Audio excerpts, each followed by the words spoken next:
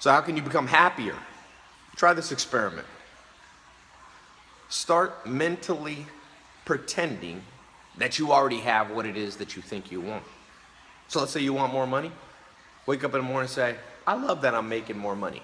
Now, don't confuse this for just visualization with no action. Because after that, once you start creating that emotion that I already have what I want, then you go out and are fueled by that to just go out and act in that way. If you say, I want to great at investing and saving my money, then just say to yourself, I love that I'm great at saving and investing in money.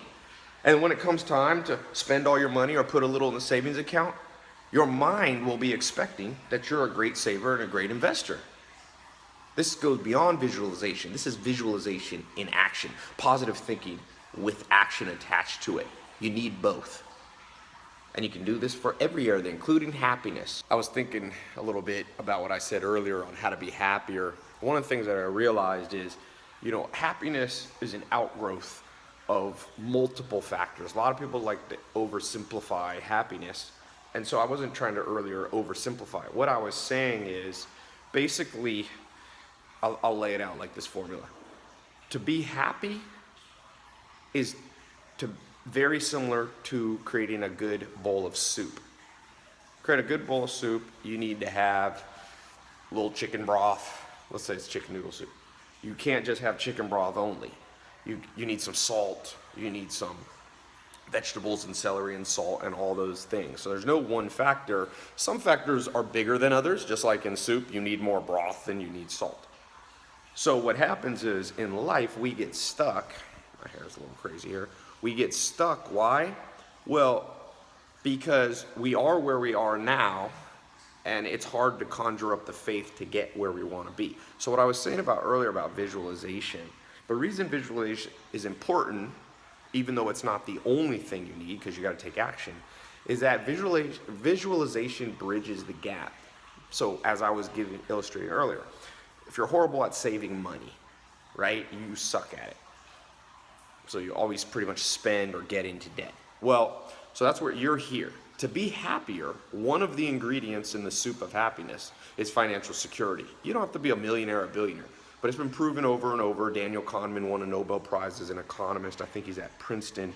And he did extensive research, high-level scientific research by one of the most respected economists. And he found that if you're making too little income, the stress that comes with that decreases your happiness. So it's not true that money doesn't increase happiness. It does up to a point. Doesn't mean, again, you have to be a millionaire or billionaire to be happy. He found a threshold of around $70,000 a year in the United States and most Western countries. So you're here, let's say, for example, you suck at saving money. One of the things to be happier, that's what I'm talking about now, you got to jump over to here where you're better. So how do you bridge that gap? That takes faith. And faith is hard. That's why very few people have it. And I'm not talking about faith in the religious sense. I'm talking about the belief that you can jump from there to there, because every one of us, myself included, we get stuck.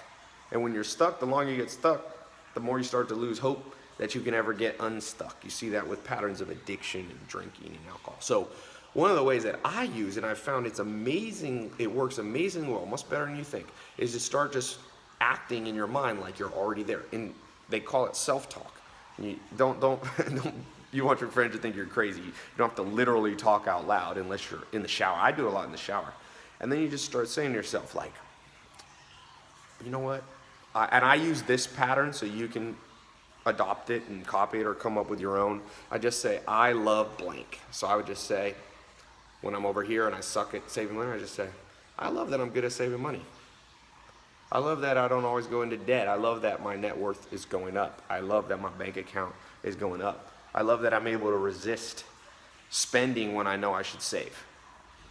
And I've found you have to start saying this to yourself every day, or at least 4 or 5 times a week, for approximately, it starts to kick in 2 weeks to about 3 months later. And I don't know if that's an exact, there's no science I can prove this, but one thing I've found is that the worse the habit is, sometimes the more you have to do this before it kicks in.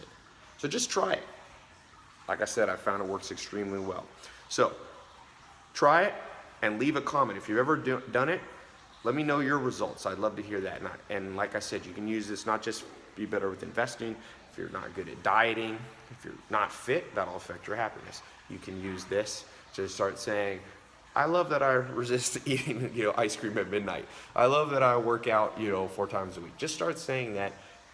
Then, and I'll talk about this in future videos, you got to kick in and do the action. This is just like a jump start. A jump start. You still got to do the action. You can't just do this, okay? Leave a comment.